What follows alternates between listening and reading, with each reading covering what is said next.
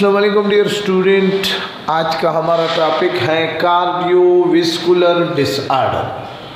Cardiovascular disorder उस disorder को कहा जाता है कि जिसमें ब्लड सर्कुलेटरी सिस्टम यानी हार्ट और ब्लड वेसल में डिजीज़ हो, प्रॉब्लम हो, तो उसको कहा जाता है कार्डियोवैस्कुलर डिसऑर्डर। कार्डियो का मतलब है दिल, वेस्कुलर का मतलब है ब्लड वेसल, आर्टरी और वेन, डिसऑर्डर का मतलब है problem, disease.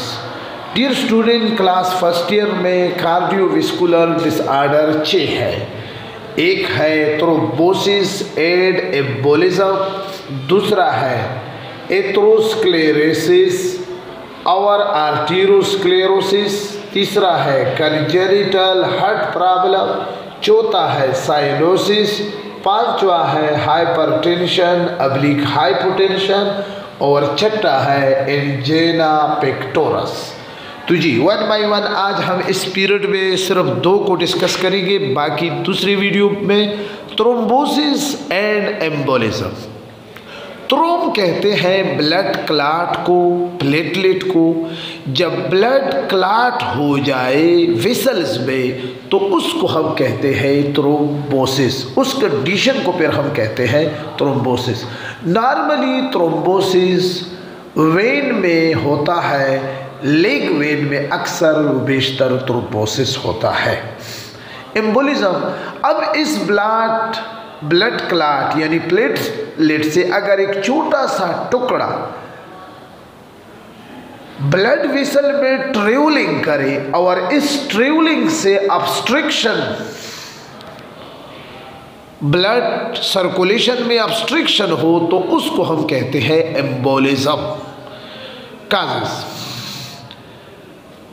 Slow blood circulation है, T/E का मतलब है T से थ्रोम्बोसिस, E से embolism. Change in blood constituent है, यानी ब्लड में प्लाज्मा ज़्यादा होगी, सेल्स कम हो सकते हैं। चेंज इन ब्लड वेसल में भी चेंजेस हो सकते हैं। इंक्रीज प्लेटलेट, ब्लड क्लॉटिंग यानी प्लेटलेट ज़्यादा हो सकते हैं। ब्लड प्रोटीन ये भी ज़्यादा हो सकते हैं। ब्लड वेसल थिकनेस भी होगी। आरबीसी एक दूसरे के साथ स्टिक होगी। हेपारिन जो कि blood clotting protein, anti blood clotting protein है, वो भी कम हो सकता है।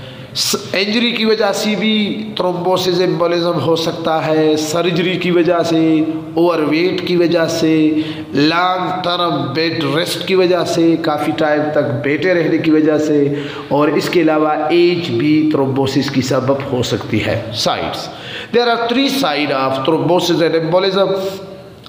सबसे बड़ा थ्रोम्बोसिस और एम्बोलिज्म का जो साइट है वो वेन है, जिसको वीनस थ्रोम्बोसिस और वीनस एम्बोलिज्म कहा जाता है।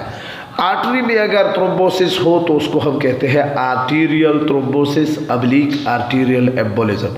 अगर कार्नरी आर्टरी यानी वो आर्टरी जो दिल को खून लाती है उसको कहते हैं कार्नरी आर्टरी, तो कार्नरी आर्टरी में थ्रोम्बोसिस और एम्बोलिज्म हो तो उसको हम कहते हैं कार्डियक थ्रोम्बोसिस या एम्बोलिज्म।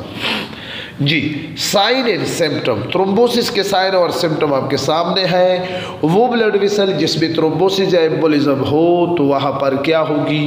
पेनफुल होगी, ब्लड फ्लो डिक्रीज होगी, कार्नरी आर्टरी स्टॉप ब्लड सप्लाई जिसकी वजह से हार्ट अटैक हो सकता है, ब्लड वेसल स्वेलिंग भी कर सकता है, रेडनेस इन लेग, सेरिब्रल स्ट्रोक यानी दिमाग के रगें फट सकती है, chest pain, rapid pulses, heart beating ज़्यादा हो सकता है, पैरालाइज, ठीक है ना, कोई पार्ट की हरकत छोड़ना या फंक्शन छोड़ना, कपेगा ब्लड, खांसी के साथ आपको खून बहा सकता है। कॉम्प्लिकेशन, हार्ट अटैक भी हो सकता है, सेरिब्रल इस्कीमिया, ब्रेन को ब्लड सप्लाई कम भी हो सकती है, नेक्रोसिस, सेल डेथ यानी टिश्यू डेथ भी हो सकती है। ट्रीटमेंट, एंटी कोगुलेटिंग मेडिसिन जिसको हेपारिन कहते हैं उसको भी आपने इस्तेमाल करना है, शुड बी गिवन।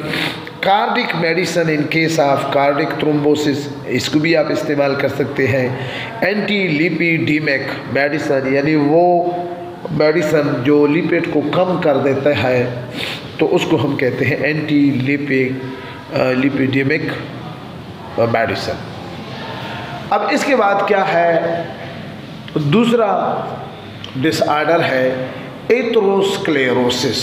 तो इंशाल्लाह वो नेक्स्ट वीडियो में मैं आपके लिए करूँगा।